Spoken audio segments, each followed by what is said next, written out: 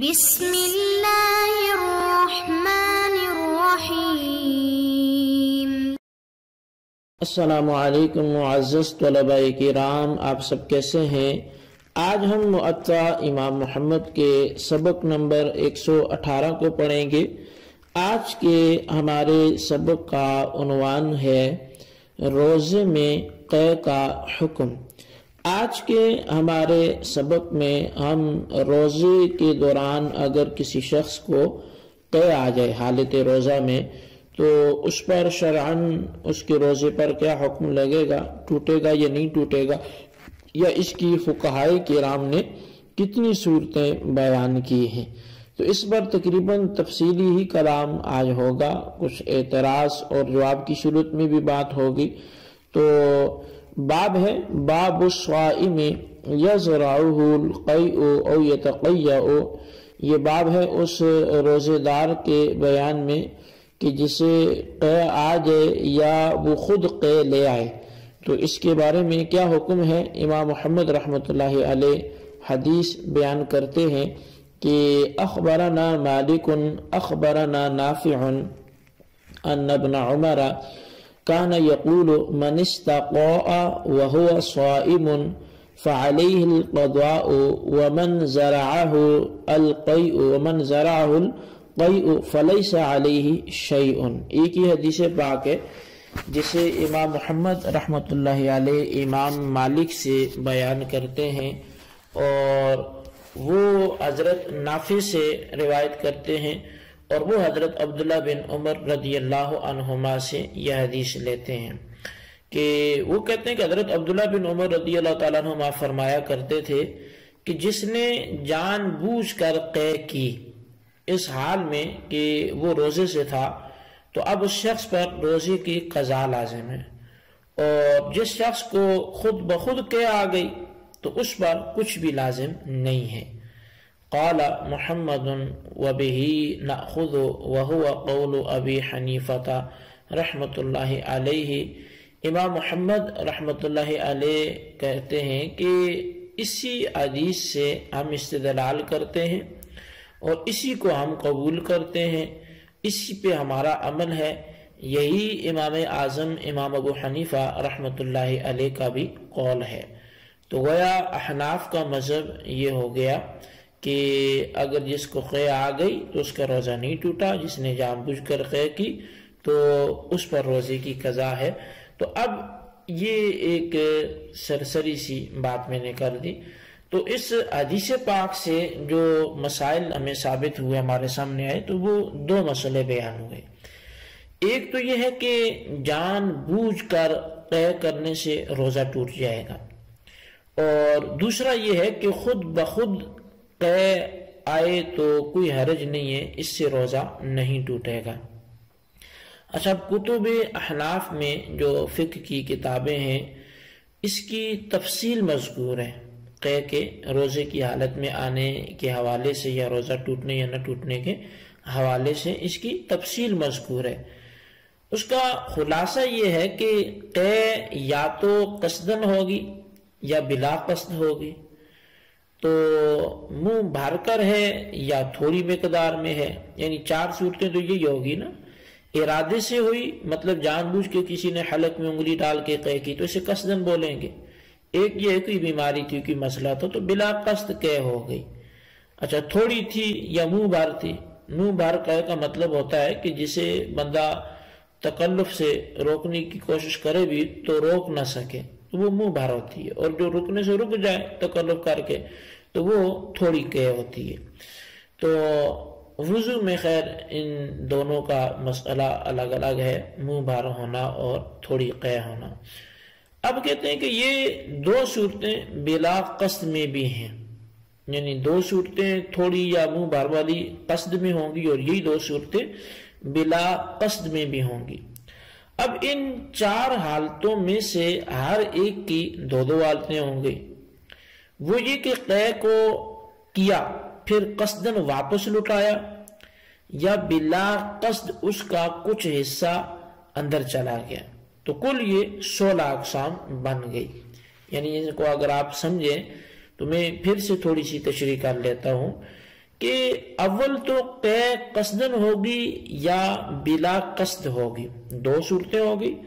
اچھا پھر منہ بھر ہے یا تھوڑی ہے، تو ظاہر ہے اب قصد ہو تو وہ بھی منہ بھر اور تھوڑی ہو سکتی ہے، بلا قصد ہے تو وہ بھی منہ بھر یا تھوڑی ہو سکتی ہے. تو اب اس اعتبار سے یہ 4 اور 4 8 قسمیں بن گئی. اور پھر ان 4 حالتوں میں سے ہر ایک کی 2 حالتیں ہوں گی. وہ یہ کہ قے کو کیا پھر قصدن اس نے کچھ واپس لوٹایا یا نہیں لوٹایا، لوٹایا تو ایک صورت، نہیں لوٹایا تو دوسری صورت. تو اب یہ اس اعتبار سے جو فتاوی شامی میں ان کا جو یہ خلاصہ بیان کر کے لکھا کہ یہ کل کتنی قسمیں بن گی، 16 قسمیں بن گی. اچھا اگرچہ ان 16 صورتوں کی بھی بعض فقہائے کرام نے مزید صورتیں بیان فرمائی ہیں. مثال کے طور پر قے کے وقت اسے روزہ دار ہونا یاد تھا یا نہیں تھا. تو بہر صورت مذکورہ 16 صورتوں میں سے علامہ شامی رحمۃ اللہ علیہ کے نزدیک صرف ایک ہی ایسی صورت ہے کہ جس میں روزہ ٹوٹ جاتا ہے، یعنی قے قصدن آئے اور منہ بھر کر آئے اور قصدن اسے لٹایا جائے، خواہ واپس لٹائی جانے والی قے ایک چنے کے برابر ہی کیوں نہ ہو، تو اس کے حوالے سے وہ روزہ ٹوٹنے کے قائل ہیں. اور اس پر تینوں ائمہ کا اتفاق ہے کہ واقعی اگر آئی ہوئی چیز کو جب لوٹائے گا تو اس سے روزہ اس کا ٹوٹ جائے گا. اچھا اب اس پر ایک اعتراض کیا جاتا ہے کہ احناف کے تینوں ائمہ نے جس صورت میں اتفاق کیا ہے تو کیا اس میں منہ بھر کر آنا اور پھر لوٹانا، یہ 2 باتیں ہوئی نا، ایک تو منہ بھر کر آنا قے کا اور پھر لوٹانا، یہ 2 باتیں ہوگی. اور پھر دوسری بات یہ کہ جو لوٹانے والی ہے اس کا ذکر حدیث پاک میں نہیں ہے، یعنی منہ بھر کر آنے کا تو چلے ٹھیک ہو گیا، یہ حدیث سے ثابت ہے، لیکن لوٹانے کا ذکر حدیث پاک میں نہیں ہے. اس لیے احناف کی یہ پابندی لگانا یہ ایک خود ساختہ اسلام میں اضافہ کرنا ہے. لیکن اب یہ اعتراض جو ہے وہ بالکل بے دھڑا سا ہے. اس کی وجہ یہ ہے کہ احادیث مبارکہ میں جس چیز کی نہ آنے کا ذکر ہے وہ احادیثوں میں موجود ہے، اور معترض کی اس تک شاید رسائی نہیں ہوئی، بے علم ہے. اصل میں یہ دونوں باتیں جو احناف نے کی ہیں کہ قے منہ بھر کر آئی اور پھر لوٹائی، یہ 2 باتیں، تو اب دونوں باتیں حدیث پاک میں موجود ہیں. اس کے حوالے سے مصنف ابن ابی شیبہ میں روایت موجود ہے، اور وہ روایت یہ ہے کہ حضرت ابو ہریرہ رضی اللہ تعالی عنہ روایت فرماتے ہیں کہ رسول کریم صلی اللہ علیہ وسلم نے فرمایا جس روزہ دار نے قصدن قے کی پھر اسے لوٹا دیا اس کا روزہ ٹوٹ گیا. اسی طرح فرمایا کہ جس نے جان بوجھ کر قے کی اس نے اپنا روزہ توڑ دیا. اسی طرح مصنف ابن ابی شیبہ میں حضرت اکرمہ رضی اللہ تعالیٰ عنہ سے روایت ہے کہ جو روزہ ہے یہ اس چیز سے ٹوٹتا ہے جو اندر داخل ہو، اس سے نہیں ٹوٹتا جو جسم سے باہر آئے. اور اسی طرح نصب الرایہ میں حضرت بکر بن وائل سے سلمہ روایت کرتی ہیں کہ انہوں نے سیدہ عائشہ صدیقہ رضی اللہ تعالیٰ عنہ سے سنا کہ ایک مرتبہ حضور نبی کریم صلی اللہ علیہ وسلم تشریف لائے اور انہوں نے فرمایا کہ اے عائشہ جو ہے روئی. تو حضرت عائشہ صدیقہ رضی اللہ تعالیٰ عنہ آپ فرماتی ہیں کہ میں نے روئی پیش کی تو آپ نے اسے اپنے منہ میں رکھ لیا اور فرمایا اے عائشہ کیا اس میں سے کچھ میرے پیٹ میں تو نہیں گئی؟ تو عرض کیا نہیں. آپ نے فرمایا اسی طرح روزہ دار کا بوسہ لینا ہے. روزہ تو کسی چیز کے پیٹ میں جانے سے ٹوٹتا ہے، پیٹ سے نکلنے سے نہیں ٹوٹتا. اب اس روایت کو عبد الرزاق نے اپنی مصنف میں اور حضرت عبداللہ بن مسعود رضی اللہ تعالیٰ عنہ پر موقوف جو ہے وہ روایت کیا ہے اور لکھا ہے کہ ہمیں سوری نے وائل بن داؤد سے اور انہوں نے حضرت ابو ہریرہ رضی اللہ تعالیٰ عنہ سے حضرت وہ جو ہے عبداللہ بن مسعود رضی اللہ تعالیٰ عنہ سے روایت کرتے ہیں، اور انہوں نے فرمایا کہ وضو اس سے ٹوٹتا ہے جو جسم سے نکلے، اور جو خارج نہ ہو اس سے نہیں ٹوٹتا۔ ہاں، روزہ اس سے ٹوٹتا ہے جو پیٹ میں داخل ہو، اور جو نکلی اس سے نہیں ٹوٹتا۔ یعنی روزے اور وضو میں ایک عکس کی صورت یہاں پر اس صورت میں موجود ہے۔ اب اسی طرح صحیح بخاری شریف کی روایت ہے جو حضرت عمر بن حکم بن ثوبان سے روایت ہے کہ انہوں نے حضرت ابو ہریرہ رضی اللہ تعالی عنہ سے سنا، انہوں نے فرمایا کہ جب کوئی شخص قے کرے، یعنی خود بخود اسے قے آ جائے، تو اس سے روزہ نہیں ٹوٹے گا۔ وہ تو کچھ پیٹ سے نکلا ہے، داخل تو نہیں ہوا۔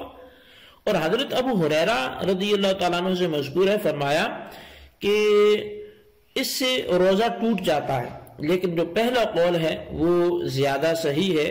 اور ابن عباس اور حضرت اکرمہ دونوں فرماتے ہیں کہ روزہ اس چیز سے ٹوٹتا ہے کہ مما داخلہ ولیس مما خراجہ، کہ جو چیز پیٹ میں داخل ہو اس سے ٹوٹتا ہے، نہ کہ اس سے کہ جو پیٹ سے باہر نکلے۔ تو یہ صحیح بخاری کے حوالے سے جلد اول کے حوالے سے جو ہے وہ آپ کے سامنے روایات پیش کی گئی۔ تو اب معزز طلباء کرام، یہ آپ غور فرمائیں کہ مصنف ابن ابی شیبہ کی روایت میں قے کر کے اسے لوٹانے کی وہ صریح الفاظ موجود ہیں جو مسئلے کے احناف کی دلیل بنتے ہیں۔ پھر نصب الرایہ میں روئی کا ٹکڑا رکھنا، اور پھر نبی اکرم صلی اللہ علیہ وسلم کا فرمانا کہ میرے پیٹ میں تو کوئی چیز نہیں گی، تو اس سے بھی صاف معلوم ہوا کہ روزہ اس وقت ٹوٹتا ہے جب کوئی چیز منہ کے ذریعے پیٹ میں جائے، نہ کہ جو اندر سے باہر نکل کر گر جائے۔ اپنی عورت سے بوس و کنار کی بھی جو مثال ہے وہ اسی حکم میں داخل کی گئی اور اسی کی اسے مثال قرار دیا گیا۔ اسی طرح صحیح بخاری میں قے آنے سے روزہ ٹوٹنے کے بعد میں قے آ کر لٹانے سے ٹوٹ جانے کی روایات وہ موجود ہیں، لیکن امام بخاری نے قے آنے سے روزہ ٹوٹنے کے مقابلے میں قے آ کر لٹانے سے روزہ ٹوٹنے کو اقوی اور ارجح قرار دیا۔ اس کی دلیل بھی واضح ہے کہ روزہ خارج ہونے والی چیز نہیں ہے بلکہ داخل ہونے والی چیز سے ٹوٹتا ہے۔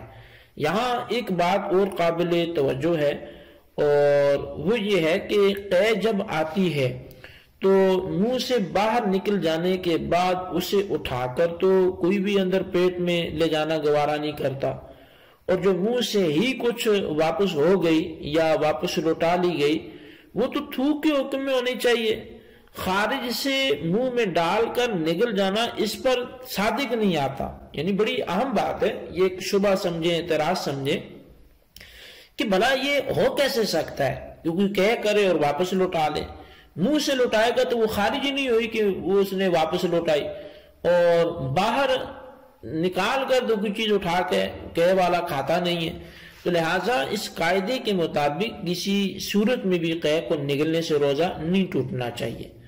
تو اس بارے میں اہم جو بات ہے وہ یہ ہے کہ قے لٹانے کی اصل میں دو حالتیں ہیں جو فقہائے احناف نے باقاعدہ کتب میں ذکر فرمائی ہیں۔ ایک تھوڑی قے ہے جو منہ بھر کے نہ ہو اور اس میں سے کچھ نگل جانا، اور دوسری حالت یہ ہے کہ قے تو منہ بھر کر آئے اور اس میں سے کچھ واپس پیٹ میں لے جانا۔ ان دونوں صورتوں میں سے احناف دوسری صورت میں روزہ ٹوٹنے کا وہ قول کرتے ہیں۔ وجہ یہ ہے کہ منہ بھر کر آنے والی جو قے ہے اس میں سے کچھ واپس کر لی۔ منہ بھر کر آنے والی قے وہی ہوتی ہے جو روکنے سے رک نہ سکے، لہذا نہ رک سکنے والی قے کو خارج کا حکم دیا گیا ہے اور اس کے سوا کو داخل کا حکم دیا گیا ہے۔ لہذا جب کسی نے قصدن قے کی اور منہ بھر کر قے کی اور قصدن اسے واپس کیا گیا، تو ان میں سے دو قیود کا اس بات تو حدیث میں موجود ہے، اور تیسری کا ثبوت دونوں کے اجتماع سے موجود ہے، کیونکہ خارج سے داخل ہونے کا مفہوم سوائے منہ بھر کر قے آنے کے یہ نہیں بنتا۔ لہذا ثابت ہوا کہ ائمہ ثلاثہ کے نزدیک متفق علیہ صورت جس سے روزہ ٹوٹ جاتا ہے وہ یہ ہے کہ منہ بھر کر قے آئے اور اس کو قصداً لوٹایا جائے. اسی صورت کو جو ہے وہ بہار شریف میں بھی ذکر کیا گیا، اگرچہ صاحبین کے مابین اختلاف ہے جس کی تفصیل جو ہے وہ رد المختار میں ہے، لیکن صورت مذکورہ میں ان دونوں اماموں کا بھی اتفاق ہے. تو خلاصہ یہ کہ روزہ ٹوٹنے کی متفق علیہ صورت یہ ہوگی کہ قصداً قے کی جائے، منہ بھر کر آئے اور پھر قصداً اس کو لوٹایا جائے، اگرچہ لوٹنے والی جو قے ہے وہ چنے کی مقدار کے برابر ہی کیوں نہ ہو. تو بہرحال یہ احناف کا جو مسلک ہے وہ بالکل آثار سنن احادیث کے عین مطابق ہے اور اسی پر عمل کیا جائے گا. اللہ تبارک و تعالی ہمیں اسے یاد رکھنے اور دوسروں تک یہ مسائل پہنچانے کی توفیق نصیب فرمائے. آمین بجاہ النبی الامین صلی اللہ علیہ وسلم.